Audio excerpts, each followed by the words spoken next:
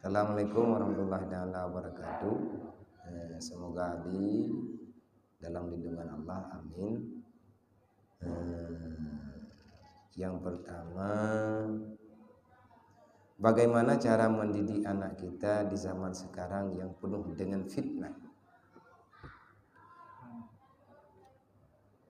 Jawaban yang paling tepat, bekali anak-anak itu yang pertama, doktrin sama mereka selalu dan selalu, jangan pernah bosan. Yang pertama, kalau masalah dengan kehidupannya, jangan berikan kesempatan bagi mereka untuk tahu, kepingin memiliki kekayaan dunia. Hubbud dunia ra'sul khabisah, cinta dunia sumber kejahatan. Maka tugas kita jangan memperkenalkan dunia sama mereka. Tugas kitanya puasit memperkenalkan Allah, Rasul dan agama. Gimana cara? Dengan cara yang tepat. Titip anak kitanya berselamat dalam dunianya untuk dituri agama melalui program pesantren-pesantren yang dalam pesantrennya lebih banyak mengarahkan anak kitanya untuk belajar agama lain cara. Olehnya beta pembira. Artinya jangan terjadi pembiaran. Hana pupu, anak mien karayu, nyo biasa abah dayo. Kan anak SD leji, KSMA nyen lebih bahaya. Cara yang paling tepat untuk menyelamatkan anak-anak kita yang benar dalam agama, titipkan mereka dengan orang-orang yang terpercaya dengan bidang agama. Yang kedua, bagaimana cara menetapkan iman kita yang sering naik turun dan apakah ada amalan khusus? Ada yang amalan khusus. Nah, teman khususnya menurut urang. Kiba menurut urang nyen iman katanya, iman yang Allah Taala berikan kepada katanya, imannya patron. Kadang dia naik, kadang dia turun. Di saat iman katanya membaik, maka amalan katanya juga grid. Manya amalan katanya sedang menurun, maka amalan katanya juga menurun. Kenapa bisa demikian? Itu tergantung dengan dosa yang kita lakukan. Manya uronyo le dosa tak buat, nyen iman katanya, kekuatan amalan katanya nyen mengurang. Manya uronyo tanya sana tak biar irmong tak du korode. Terkadang-kadang amalan katanya akan Mencara tak kekuatannya bagi. Cara yang paling mudah, tanya orang awam, orang biasa, baik tak pegah khai dat, tapi tanya kan orang orang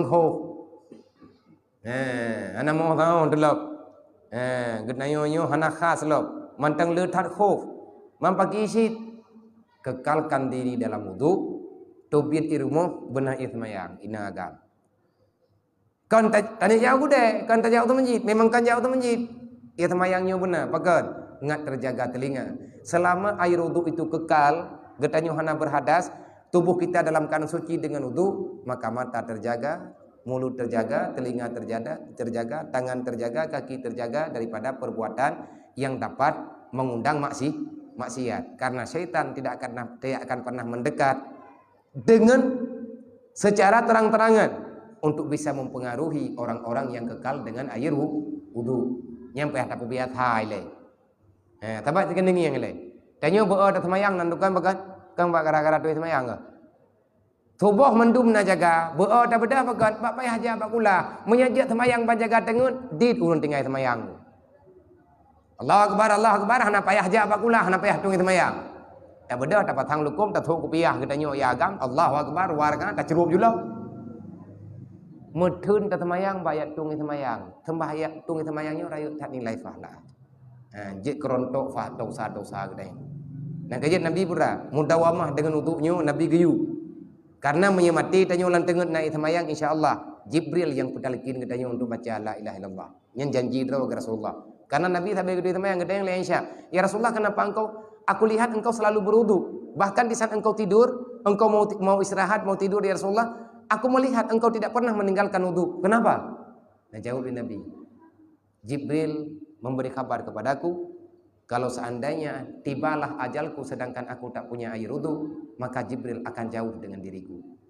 Aku takut kalau seandainya aku meninggal dalam keadaan tertidur, tidak ada yang mendampingiku karena Jibril tidak akan pernah mau dekat dengan orang yang tidak suci anggota tubuhnya. Berarti menyertai nak itu maya dijaga oleh malaikat. Insyaallah taala olehnya perlu istighfar. Kalau kamu ingin dekat dengan Allah, perbanyakkan istighfar.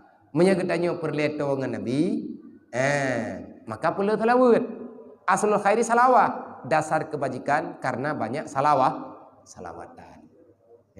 Nyen yang dekat di yang lah, man yang pulain Nabi ya bajudre, ne perlu sama dia.